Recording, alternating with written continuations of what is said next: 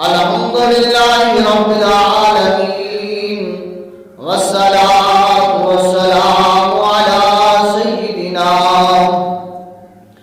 وسندنا ومولانا وملجانا ومأوانا نبينا محمد صلى الله عليه وسلم، ورسوله النبي الكريم الأمين المكين الهدين الرؤوف الرحيم.